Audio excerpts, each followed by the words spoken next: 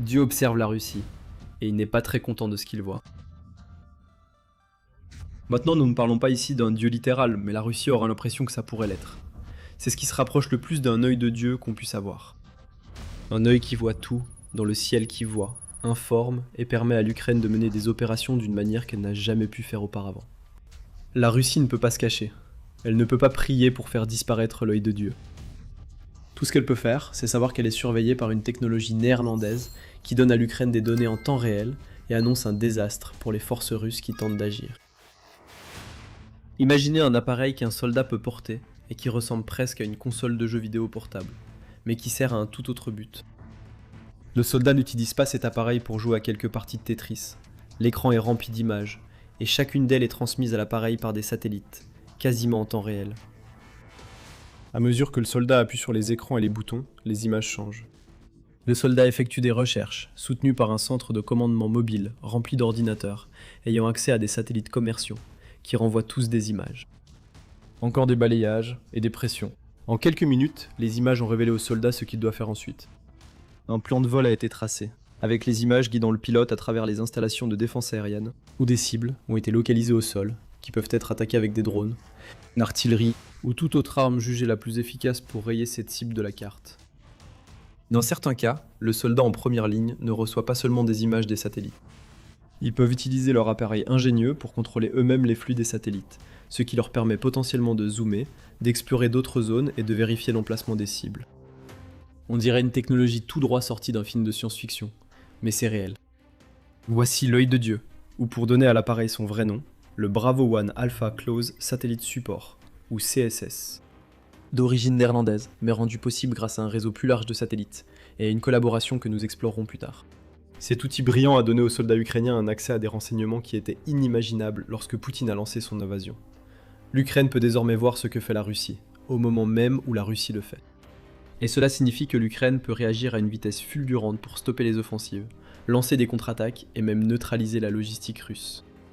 Tout cela a été révélé par un article du New York Times du 17 août, qui montre que le Bravo One Alpha CSS n'est pas un concept lointain. Il est utilisé en Ukraine à l'heure actuelle, grâce à un effort concerté des Pays-Bas pour le mettre en service, et il change complètement la façon dont l'Ukraine mène sa guerre contre la Russie. Nous ne connaissons pas grand-chose des détails spécifiques du Bravo One Alpha CSS, du moins en ce qui concerne les spécifications techniques. Ce que nous savons provient de quelques articles de presse épars et de certaines informations fournies par le fabricant lui-même. Pour commencer, nous savons que cette collaboration baptisée l'œil de Dieu entre l'Ukraine et les Pays-Bas était en préparation depuis longtemps avant que la nouvelle de l'utilisation du Bravo One Alpha CSS ne soit révélée. Si l'on remonte à mai 2025, quelques rapports ont suggéré que l'industrie néerlandaise avait présenté un nouveau concept à l'Ukraine, qui permettrait aux soldats du pays de bénéficier d'un soutien plus rapide depuis l'espace. Le plan à l'époque semblait être la construction et le lancement d'une nouvelle gamme de systèmes satellitaires capables de détecter les systèmes de communication et de radars russes depuis l'espace, permettant à l'Ukraine d'identifier les menaces potentielles dès leur apparition. L'ancien secrétaire néerlandais à la défense, Guy Stiendeman, a déclaré à l'époque qu'il demandait à l'industrie spatiale néerlandaise une solution accélérée, affirmant « L'urgence est grande et nous en sommes tous conscients. L'argent, le savoir et les ressources vont de pair. » L'idée du Bravo One Alpha CSS semble avoir germé à peu près à cette époque. Bien que les Néerlandais n'étaient pas, et ne sont toujours pas en mesure d'utiliser leurs propres satellites pour fournir les données en temps réel, qui sont maintenant transmises aux troupes ukrainiennes. Cela ne veut pas dire que les Pays-Bas n'ont pas fait de progrès positifs dans le domaine des satellites. La Force aérienne et spatiale royale néerlandaise a été créée, tout comme un commandement spatial officiel néerlandais. D'ici 2028, ce dernier devrait être un commandement pleinement opérationnel, qui comptera plusieurs centaines de membres actifs, selon les rapports de briefing présentés. Le 24 juin 2025, les Pays-Bas ont également procédé au lancement d'une fusée transportant le premier radar à ouverture synthétique opérationnelle qui sera utilisé par les forces armées néerlandaises. Mais la constellation de satellites, bien plus vaste, nécessaire pour mettre en service le Bravo One Alpha CSS, ne relève pas vraiment de la compétence néerlandaise. Pourtant, nous savons que ce système est utilisé par l'Ukraine. Alors comment cela se fait-il ? La collaboration a été la clé. Incapables de fournir à l'Ukraine ses propres satellites, les Pays-Bas se sont tournés vers d'autres acteurs. En travaillant avec des fournisseurs de satellites commerciaux, les Pays-Bas ont créé le Bravo One Alpha CSS, pour en faire un véritable œil de Dieu, au-delà de la seule quantité de données et des images en temps réel fournies à l'Ukraine. Cet appareil est un symbole d'unité et de la force des partenariats qui se forment pour contrer l'agression russe. Le Wall Street Journal a révélé tout cela dans un article du 4 juin, où il a rapporté que les systèmes d'imagerie satellite utilisés actuellement par l'Ukraine combinent désormais le Bravo One Alpha CSS, qui est la technologie portable, et les centres de contrôle mobile que nous avons mentionnés plus tôt, avec des contributions d'autres entreprises. Vantor est impliqué, tout comme une entreprise américaine nommée Persistent Systems, et une société ukrainienne appelée Borevi. Plusieurs de ces entreprises sont des sociétés commerciales plutôt que militaires. Vantor, par exemple, est une entreprise commerciale qui travaille déjà avec l'Ukraine depuis plusieurs années et qui lance régulièrement des satellites. La constellation de l'entreprise peut collecter plus de 3,5 millions de kilomètres carrés d'imagerie d'une résolution d'environ 30 cm chaque jour, affirme Vantor. Et ces satellites Légion revisitent le même endroit sur Terre jusqu'à 15 fois par jour. Ce n'est qu'un aperçu du type de technologie que le Bravo One Alpha CSS a rendu accessible à l'Ukraine. L'activité en temps réel, le suivi et la cartographie sont tous rendus possibles par cette constellation. Sur le champ de bataille, l'information, c'est le pouvoir. Mais une bataille reste invisible. Chaque jour, des courtiers en données collectent, regroupent et vendent vos données personnelles sans votre connaissance ni votre consentement. Notre sponsor du jour, Incogni, vous aide à effacer ces données de centaines de bases de données en seulement quelques clics. Vos données personnelles et familiales, comme adresse et téléphone, pourraient être en ligne sans que vous le sachiez. Cela peut entraîner des appels indésirables, des arnaques et des vols d'identité. C'est dangereux pour vous et votre famille. C'est pourquoi j'utilise Incogni. Incogni trouve automatiquement où vos informations personnelles sont exposées et envoie des demandes de suppression en votre nom. Ils ne peuvent pas vous nuire s'ils ne peuvent pas vous trouver. Et avec le forfait illimité, vous pouvez aller encore plus loin. Collez simplement le lien d'un site exposant vos données, et les experts en confidentialité d'Incogni prendront en charge les suppressions personnalisées. Commencer ne prend que quelques minutes, et après une autorisation unique, Incogni s'occupe du plus gros du travail pour vous. Reprenez le contrôle de votre vie privée dès aujourd'hui. Utilisez notre code spécial pour obtenir 60% de réduction sur n'importe quel abonnement annuel Incogni. Scannez le code QR ou cliquez sur le lien ci-dessous et commencez à supprimer vos informations personnelles du web. Vous savez déjà que l'information, c'est le pouvoir.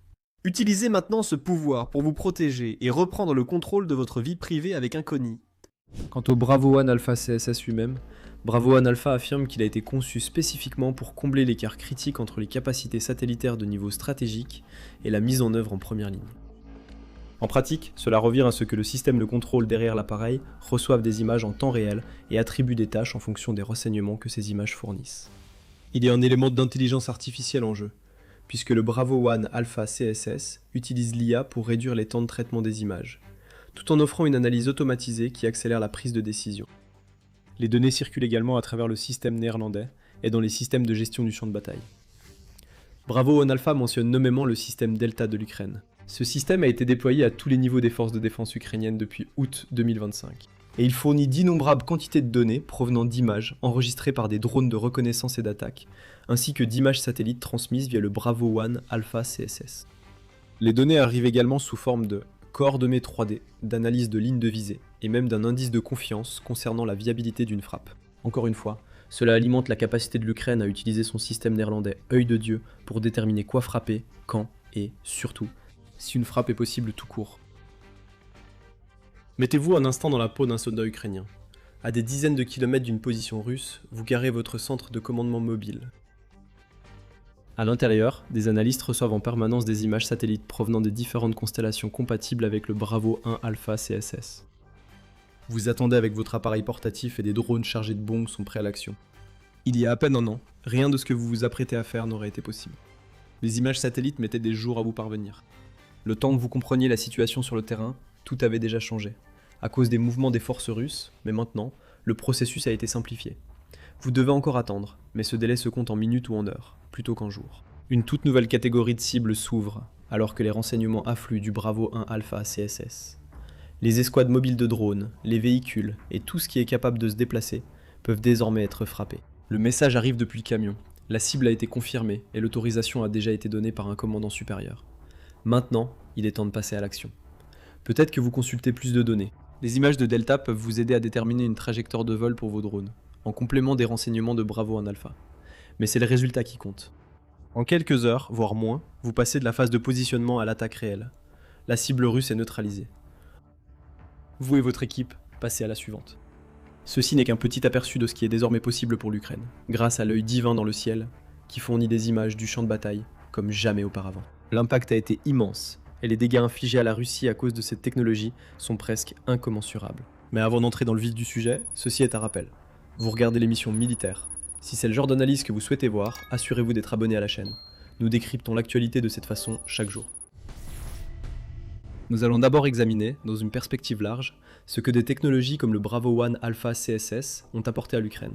Des technologies comme celle-ci, qui offrent un accès aux satellites commerciaux et à leurs images, ont changé la donne pour l'Ukraine. Dans un rapport du 5 juin, United 24 Medi a révélé que l'Ukraine a réussi à raccourcir sa chaîne de ciblage, c'est-à-dire la période allant de l'identification de la cible à la frappe, jusqu'à 90%.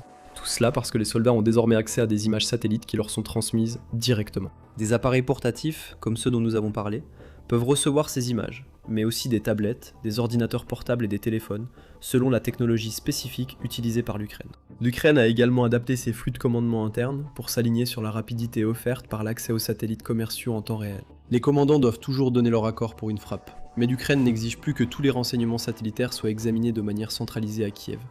Ces examens ne sont plus nécessaires. Ils existaient pour aider l'Ukraine à déterminer si les images vieilles de plusieurs jours qu'elle recevait étaient encore pertinentes avant une frappe. Maintenant que des images en temps réel sont reçues, la vérification peut être contournée, et un soldat peut avoir cette image ouverte sur son appareil en 15 minutes, rapporte United 24 Media. L'impact est évident, et pas seulement en ce qui concerne la rapidité des frappes. Sans la nécessité de vérification, l'Ukraine peut libérer des heures de travail qui peuvent être utilisées autrement. Les vérifications coûtent également de l'argent, en plus du temps, et cet argent peut aussi servir à d'autres fins, maintenant que l'Ukraine dispose de son œil dans le ciel.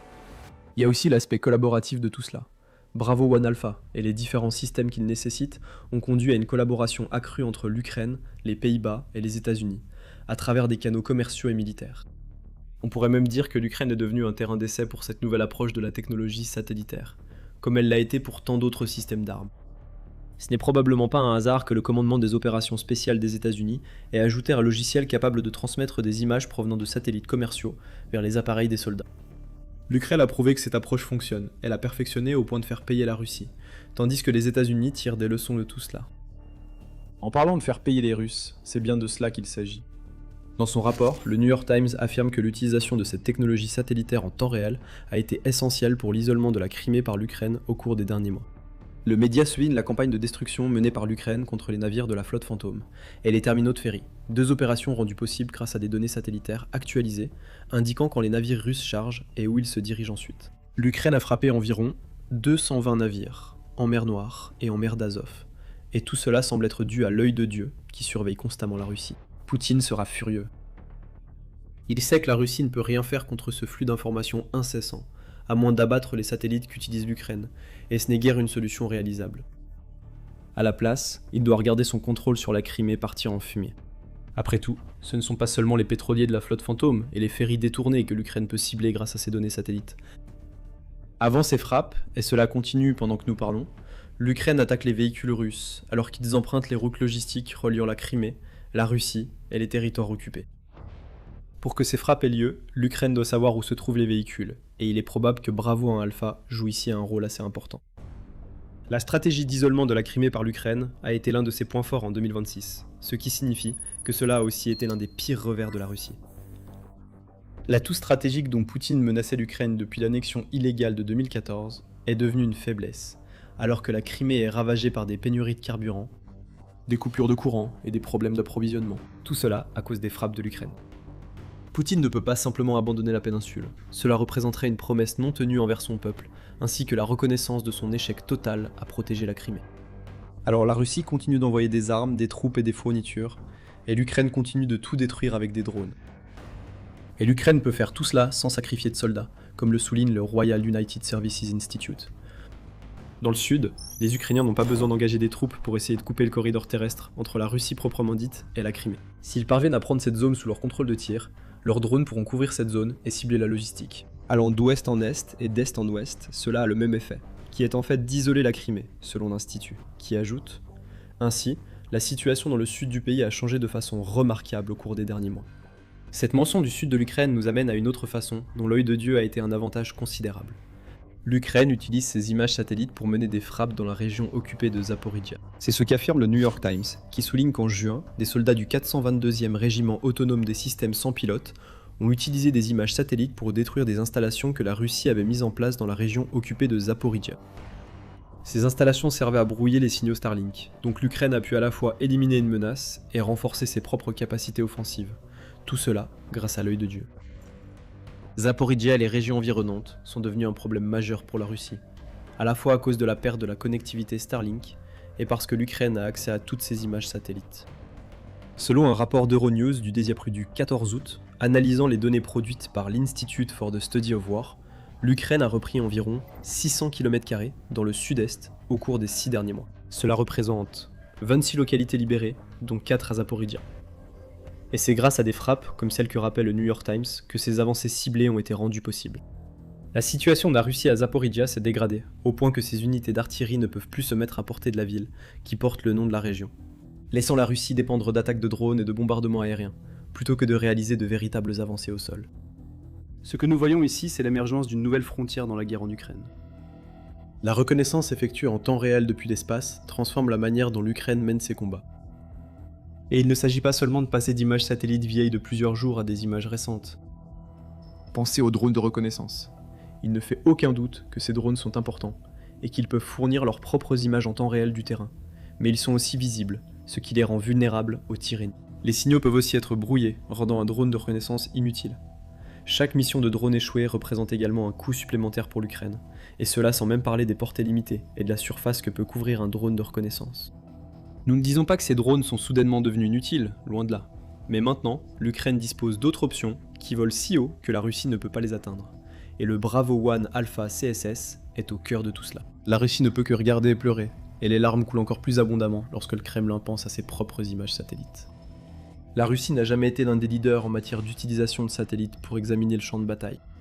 Même ainsi, les propres échecs de l'Ukraine et de la Russie se sont combinés pour placer la Russie loin derrière l'Ukraine dans cet aspect particulier de la guerre. Dès mai 2024, l'Ukraine a demandé aux sociétés d'imagerie satellite d'arrêter de prendre des images du territoire du pays, ou au moins de s'assurer que la Russie n'ait pas accès à ces images. En 2026, l'Ukraine a trouvé un moyen de tirer profit de l'accès à ces images, et la Russie n'a certainement pas accès au type de photos à jour dont dispose l'Ukraine.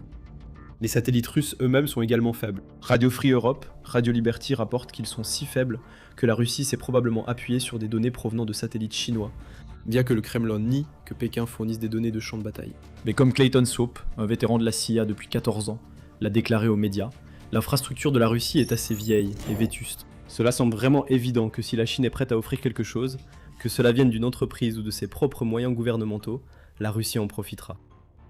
L'Ukraine est dans la même situation que la Russie en ce qui concerne sa propre technologie satellitaire, mais ce sont les alliés de l'Ukraine qui font la différence.